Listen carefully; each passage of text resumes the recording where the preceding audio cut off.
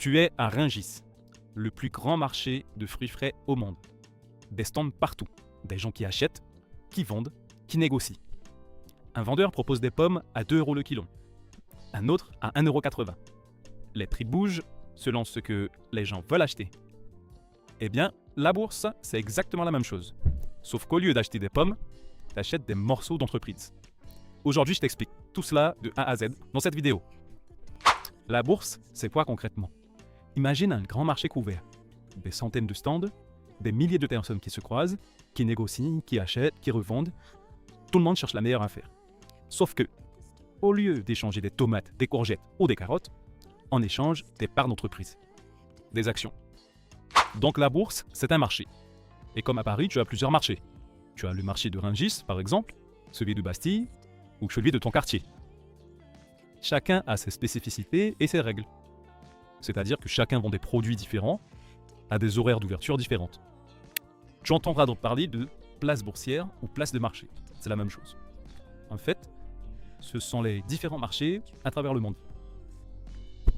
Le plus connu des marchés, c'est le New York Stock Exchange. Tu sais, avec le gros taureau devant le bâtiment.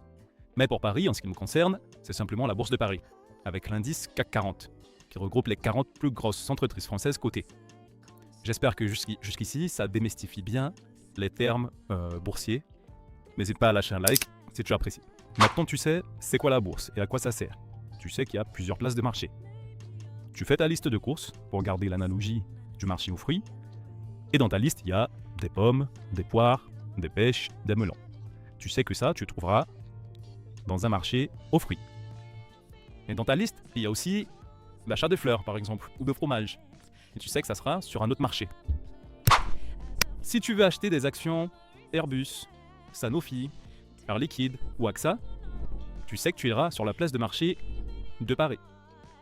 Si tu veux acheter des actions Apple, Microsoft, Tesla ou Amazon, tu sais que tu devras aller sur la place des marchés du Nasdaq ou du New York Stock Exchange. À ce stade, tu vois un problème venir. Tu ne peux pas te rendre sur tous les marchés du monde. Comment faire? C'est là qu'un autre acteur intervient. Toi, tu n'iras pas sur les marchés. En fait, tu passeras par un intermédiaire qu'on appelle un broker en anglais ou un courtier en français. Lui sera en lien avec les places de marché et toi, tu lui fournis ta liste de courses.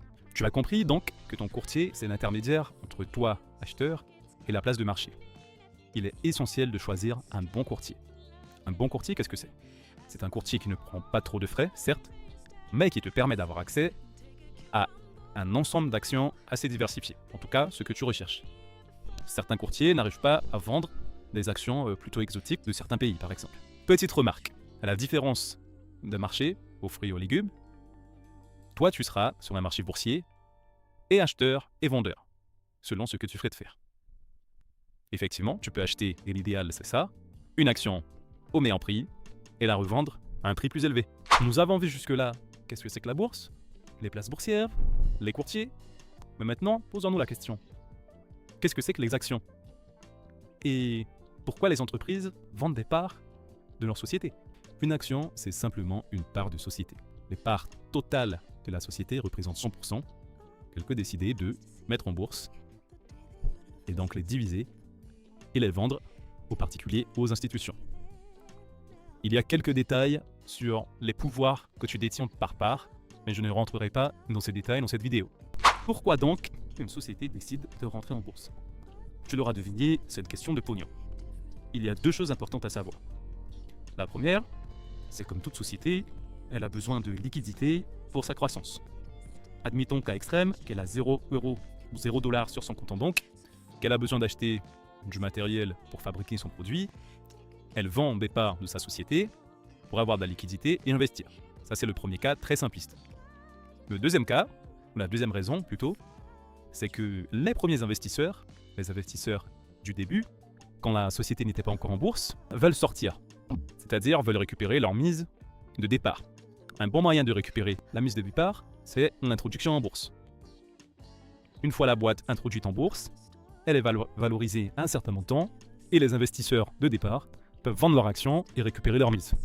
Voilà, maintenant tu sais ce que c'est que la bourse, que c'est un marché, qu'il y a plusieurs marchés dans le monde où tu peux acheter différentes actions, différentes parts de société.